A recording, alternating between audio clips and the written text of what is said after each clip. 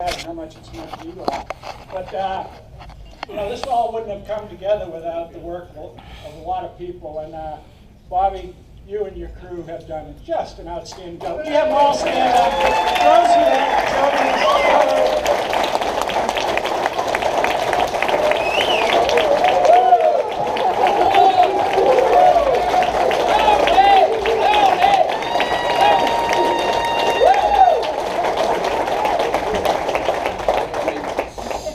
Pretty amazing.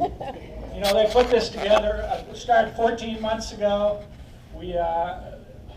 They're able to pin down lights around Thanksgiving time for his little extravaganza, and looking at the turnout tonight, it's just been terrific. We also have to thank Lights and Nancy. They had to go to Oshkosh for the Oshkosh Air Show. Last night was spectacular. Thanks, buddy. And I know this started out as being a Desert Storm reunion, but in true Klansman and Blue Hawk fashion, the older members, the people who passed us down that tradition, all wanted to come also. So thank you all for coming. Yeah. Yeah.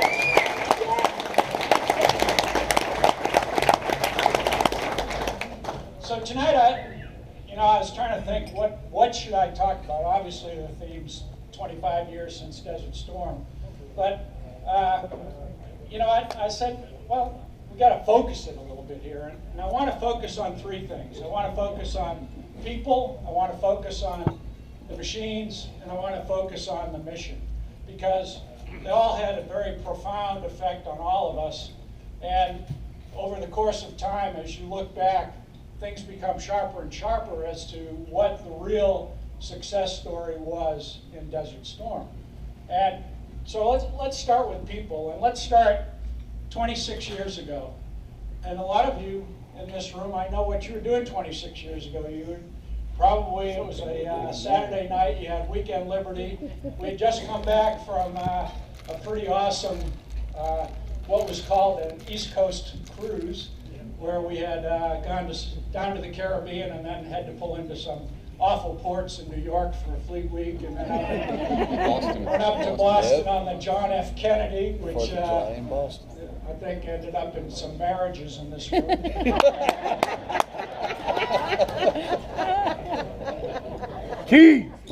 But we came back for some well-deserved R&R. A lot of you had started your transition to F-18s. I know we were going to become the VA-46 Highlanders. There's some of those ball caps I even saw. VFA. VA-46 Highlanders. And we had transferred a bunch of airplanes. I think we were probably down at that time to about 6 airplanes out of the 12 that we had, and the Blue Hawks were the same. And everybody was looking forward to a 6 or 8 month transition through the rank. And about a week from now, 26 years ago, the world changed, and Saddam invaded August 2nd. And we got a call on Friday from CAG who said, how could you get your squadron back together? Because I really want to take you guys. I don't know anything about 37 and 105. I can't get them ready quick enough. And we need you guys.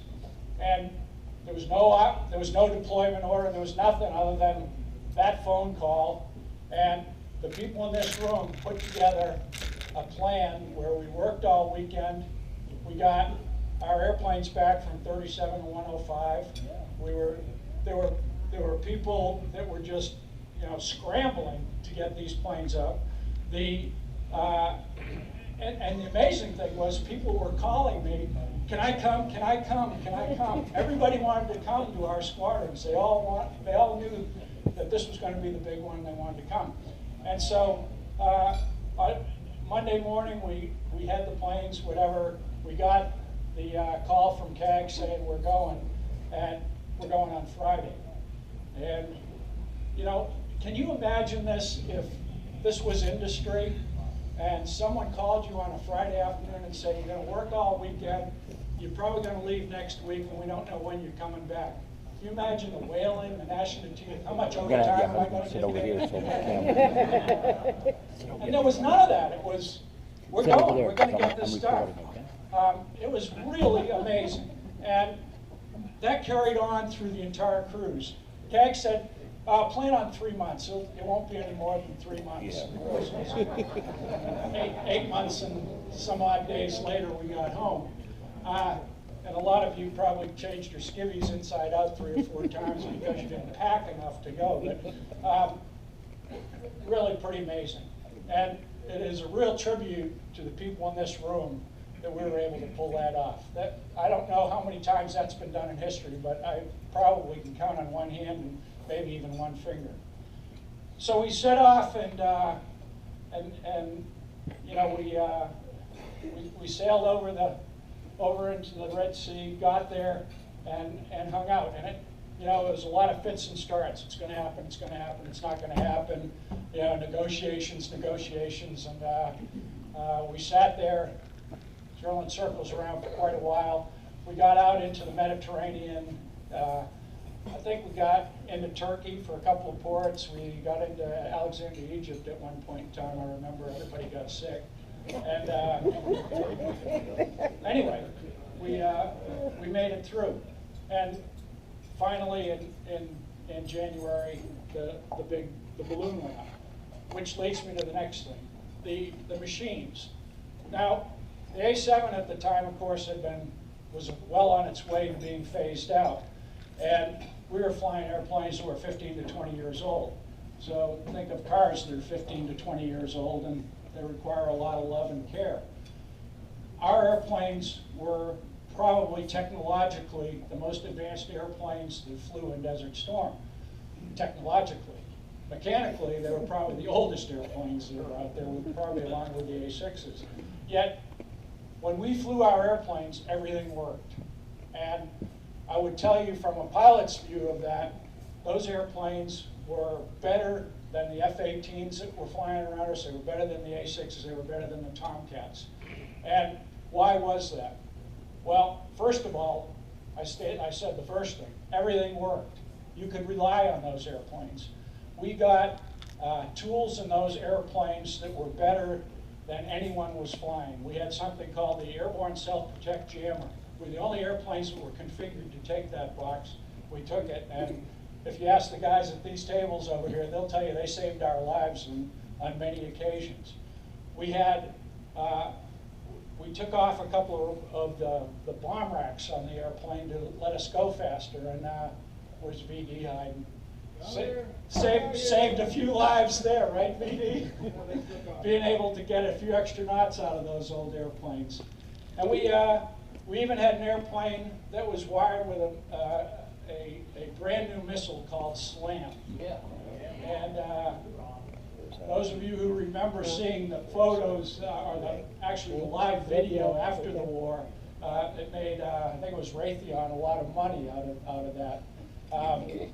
First time that was ever employed. Baby milk factory. Baby milk factory. And I guess the other thing I'd say is that when this story was relayed secondhand to me, but when the air component commander in Riyadh saw A-7s on the first night strike going into country, he said, "Why are we having these old airplanes on there?" And fortunately, someone had the good sense to say, because those are the airplanes that give you all your capability. And that was true. And so the machines were wonderful, but the machines were only part of it, because those machines had to work for 5- and 6-hour flights, time and time again. And trying to take an old machine that you have to refuel 5 or 6 or 8 or 10 times and fly that up and back into Baghdad, into Western Iraq, over to Kuwait, day in and day out, and we never missed a beat. We never had people aborting. We never had people, that their airplane failed them. And that's a tribute to a lot of the people in this room. It's a tribute to the people who were able to keep those airplanes up, the people that worked those incredibly long hours to get them there. And so, at least I owe you guys a bunch, and I know a lot of other people here owe you a bunch, because those airplanes were just incredible for their age. We had the best mission capable and full mission capable rates of any type airplane out there that the Navy owned, and that's a pretty good tribute. And then I said the last thing I talk about is mission. And you know, when you think about what this meant to the nation, what did this mean to the world community, it's pretty important what we did. And we were not a big player in the big game. We basically turned the lights off, literally and figuratively, in Baghdad. We took down all of their radars. We took down their power supplies. We took down their Air Force, and a lot of that was because of our airplanes, whether we were flying cover for the airplanes that were doing that, or we were actually taking down a lot of those sites. And when you put that in the context of what did that mean? At the time, you know, we had set a red line. We had said that we were going to take back Kuwait. We did that. We said that we were going to have an international coalition. We did that. And we said that Saddam wouldn't get away with this, and he didn't. And U.S. said what they were going to do and did it. That's a lot to be said for that, and it gained us in the world a lot of credibility, and it gained us as a military a lot of credibility. And so we were important players in that. We were pretty critical to the success of the operation, and that shouldn't be understated.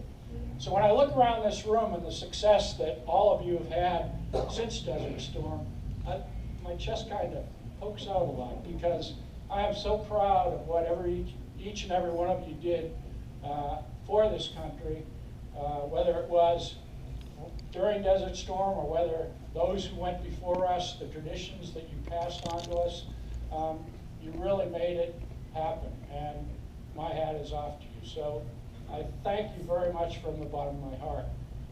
So I don't want to belabor this thing, but I think we should make 3 toasts. So hopefully everybody can grab their glasses.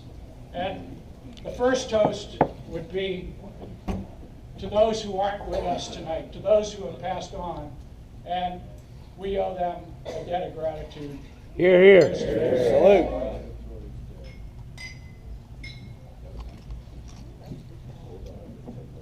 I think the second toast ought to be to us, to light attack. No sweat. Light attack. Light attack. And the third toast to our Navy and to our nation. Amen. Oh, yes.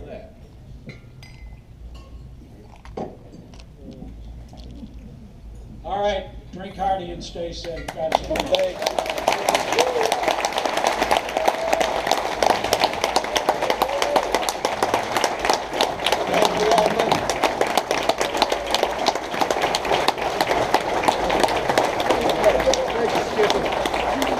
Now, if I'm not mistaken, on that Friday, JR, weren't you going to Davis Mountain? Yeah, kind of like. Yeah, didn't you just taken off and they told you to return for fuel? Yeah, I was like, wait a minute, I'm not supposed to do that. I got an important thing to do on the West Coast, you know. Fooled you, didn't they? Yeah. We had another pilot, I think, was going to Detroit. I think he came back and he bragged about the turnaround. He said, man, I've never seen a fuel truck pull up as I taxi in. He taxied in, they told him not to get out of the airplane, they refueled and they sent him back to Jax. I'm going to toot the horn of a couple of the enlisted. I've never worked with finer people like Michael Caton, Scotty Lush, and watching our skipper Mark Fitzgerald walk into maintenance control, and how the hell did I turn my squadron over to a bunch of PRs?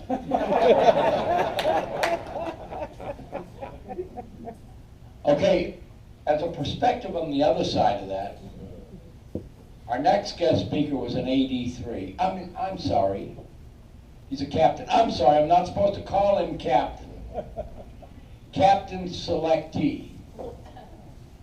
David Gonzalez will speak on behalf of VA-72. Let's give him a hand, folks.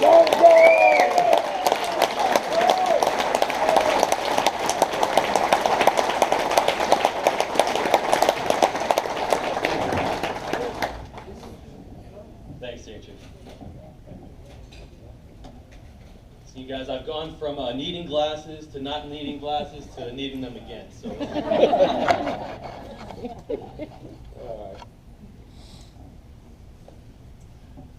Admiral shipmates, fellow Blue Hawks, Klansmen from various eras, and Navy families.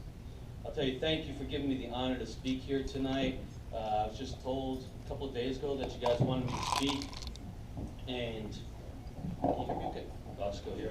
I was told just a couple of days ago that you guys wanted me to speak, and it's a true honor. It's really humbling for me to be here before each of you. Shipmates, I'll tell you guys, there's a number of special times, special moments in a person's life that they'll always never forget and that they'll always cherish. For me, a few things are, the day I became a Christian, the day I got married, the day my children were born. Another thing I'm never going to forget is standing here before my shipmates, my friends, 25 years after VA-46 and 72 decommissioned. I'll tell you, my time in VA-72 was one of the finest moments of my life. Ooh, yeah.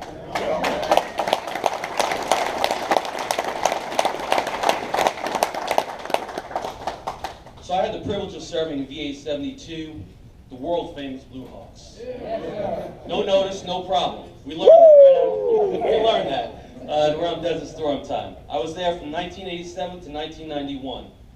You know, I showed up there as a 17-year-old kid, really. I became a man, really, at VA-72. I was an undesignated AM recruit, you know, and I went on to the AD shop, and people said, well, why'd you become an AD? Well, I became an AD because those were the coolest guys. Just dead right there. Just dead right there. Hell yeah. Yeah. And I didn't want to work with Keith Land. That's right. Anyway, you guys, so seriously, my time with the squadron, indeed my time was serving with many of you guys. That's in VA-72, VA-46. You know, we were sister squadrons, we were tight. They were sister. Yeah, that's right. Thanks, Kevin. Thanks, Kevin. That's right. That impacted my life in just such a huge way, so positively, and I'm sure that the same goes for each and every one of you guys. It's in 72 that I learned really the value of being something, you know, bigger than me. It's in 72 that I learned a group of individuals like us, you know, working together as a team, that we could accomplish anything. Sometimes in a very short amount of time. Sometimes in 4 days. You know, when we were going to transition to the F-18s, like the Admiral talked about, but then lo and behold, no, we're going to sea, right? We're gonna, and that's with Desert Storm, of course. Book. Let me take us all down, yeah, just for a few moments down memory lane, even if only for just a few moments, you guys. I know many sea stories have been told over the last couple of days. Probably a lot here. For the spouses, girlfriends, everybody in this room, all the sea stories are true. Every detail is there. Nothing's left out. Yeah, right. Fish stories sometimes. That's right. So just bear with me for a little bit. But I want to just kind of talk about a little bit of the history of VA-72 and maybe just a story or two. Okay, and some of this carries over to VA-46 as well. So guys, don't worry, don't start getting panicked. Ted, Tim, everybody else, listen, Big Al, don't get panicked. You know, your secrets are safe with me. Just be sure to keep mine too. Okay. There you go. There you go. So here's a few historical facts, because I know we have people from all different eras of 72 and 46. So let me talk about a few things. VA-72 was established as VBF-18. A few things I pulled off of Google, actually. On January 25th, 1945. Okay, after a number of redesignations, though, on January 3rd, 1956, what was then VF-72 was redesignated as VA-72, the squadron that we all know and love. And that's even 46. VA-72 flew Skyhawks from 1956 to 1970. Later, VA-72 flew the A-7 Bravo Corsair from 1970 to 1977. Finally, from 1977 to 1991. The era that most of us are familiar with, VA-72 flew the A-70 Corsair, aka some of us called it, anybody know? Slough. Yeah, that's right. That's right. I'm the man-eater. All that. And what's slough stand for? Go ahead. All right. You're up there. All right. So VA-72, you guys, also deployed on numerous aircraft carriers, took up arms against our nation's enemies in locations around the globe. Many nations interacted with VA-72. Listen, you guys, I assure you that those who would seek to do harm to our nation's way of life, they did not enjoy the interaction, particularly when they felt the wrath of a fully loaded A-7 coming down upon them. I know that happened many times. Woo!